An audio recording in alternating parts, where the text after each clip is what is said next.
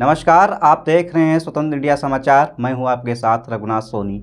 आइए रुक करते हैं खबरों की ओर। अनुसूचित जाति जनजाति पिछड़ा एवं अल्पसंख्यक शिक्षक महासभा उत्तर प्रदेश द्वारा मंडलीय निर्वाचन एवं शैक्षिक संगोष्ठी का आयोजन आगरा मंडल आगरा में किया गया, जिसमें चारों जिलों से लगभग 400 से 500 शिक्षक साथियों एवं शिक्षिका बहनों ने प्रतिभाग किया। कार्यक्रम में संयुक्त शिक्षा निदेशक आगरा मंडल एवं जिला विद्यालय निरीक्षक आगरा के साथ संगठन के प्रदेश अध्यक्ष डॉक्टर सुंदरलाल शास्त्री, प्रदेश महामंत्री डॉक्टर ब्रजेश भारती, कार्यकारी अध्यक्ष डॉक्टर छोटेलाल, प्रांतीय कोषाध्यक्ष जयपाल, प्रांतीय उपाध्यक्ष डॉक्टर राम अवतार, प्रांतीय संरक्षक रामवीर सिंह, प्रांतीय संगठन मंत्री केशव करदम, प्रांतीय संयोजिका डॉक्टर रूमा कुमारी, आगरा खंड स्नातक एमएलसी प्रत्याशी एवं प्रधानाचार्य सर्वोदय इंटर कॉलेज चौमुहा मथुरा एवं शिक्षक एमएलसी प्रत्याशी वसीम कलाम आदि सैकड़ों पदाधिकारी उपस्थित रहे। सभी ने वर्तमान परिप्रेक्ष्य में शिक्षा के उन्नयन पर अपने विचार रखे। मथुरा से भी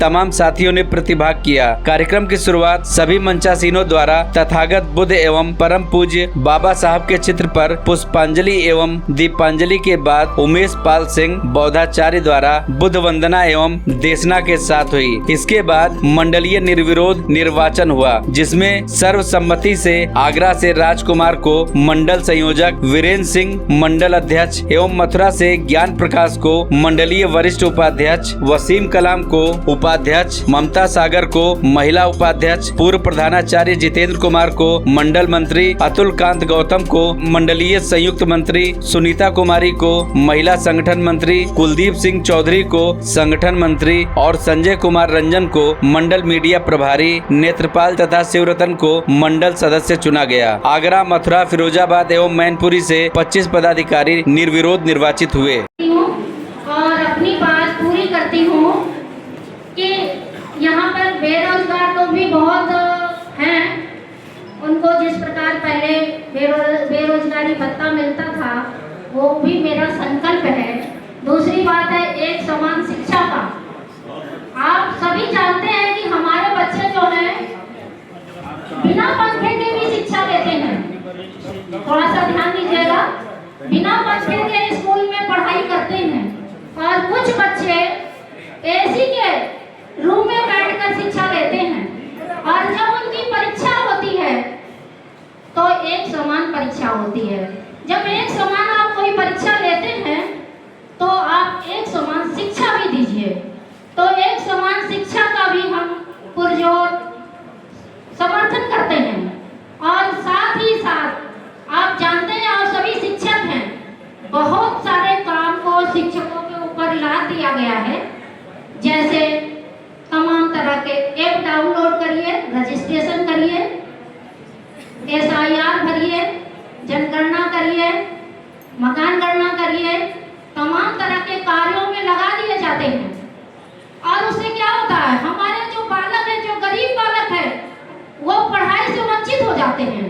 जब शिक्षक सारा दिन इधर उधर कार्य करेगा तो किस तरह वो मनोयोग से पढ़ा पाएगा। तो कहीं ना कहीं हमारी जो गरीब शिक्षा है वो बाधित हो रही है, उनको अच्छे से पढ़ाई नहीं मिल पा रही है।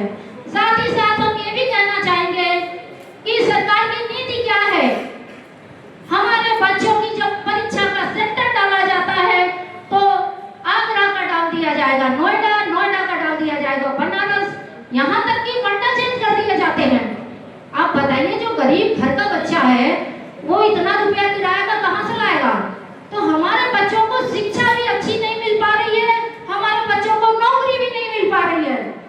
और किसी तरह से अगर कोई पहुंच जाता है, चहेतों के लिए पेपर आउट करा लिए जाते हैं, अपने लोगों को नौकरी दी जाती है। तो आप ऐसे प्रत्याशी का चयन करें जो आपकी आवाज बन सके, जो संघर्ष कर रहे हैं, जो जुल्म सह रहे हैं, उनके लिए लड़ाई लड़ सके। बाकी आप बहुत विद्वान हैं, आप बहुत समझदार हैं, सभी चीजें जानते हैं। आपका बार बार धन्यवाद। आप मुझे 1 नंबर वोट देके विजयी बनाए, धन्यवाद। उनको बल मिला है। उसी संघर्ष की कड़ी में आप बता रहे थे कि प्रिंसिपल का चयन 2013 में जो चयन हुआ था उसमें मंडलवार मेरिट बनती है। मंडल की जो मेरिट बनती है तो मंडल के अनुसार आरक्षण लागू होना चाहिए।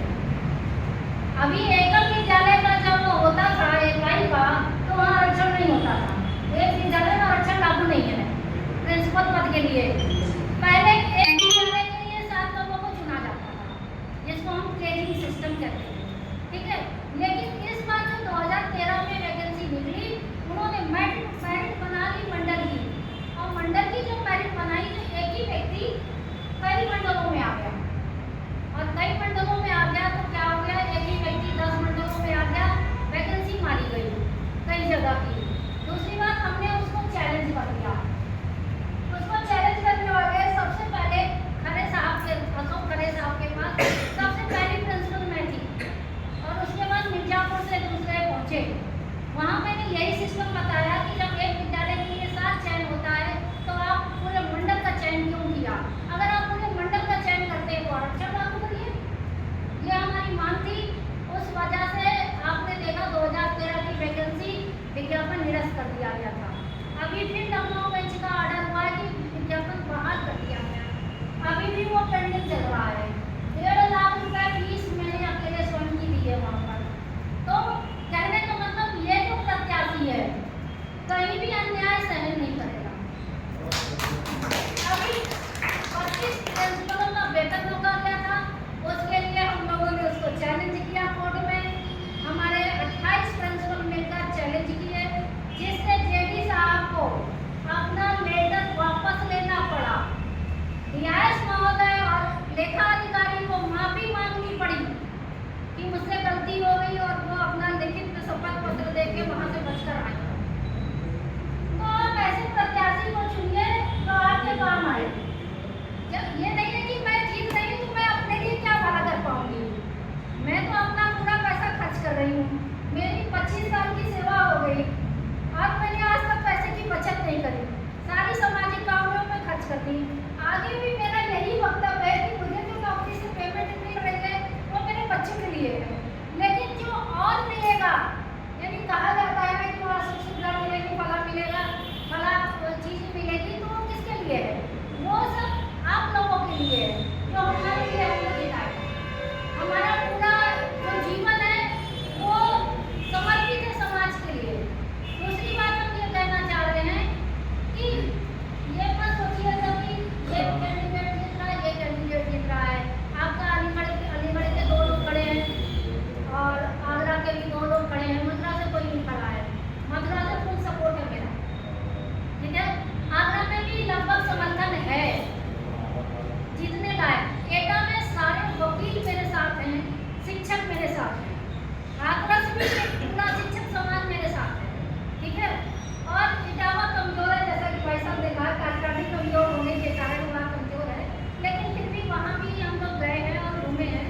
और आपका औरैया मजबूत है, औरैया में बीएसपी के 2-3 पदाधिकारी हैं जो मेरे साथ हैं, और बहुत सारे शिक्षक हैं, प्रिंसिपल हैं, उन्होंने भी फॉर्म को भरवाया है और पूरा जीत का आश्वासन दिया है।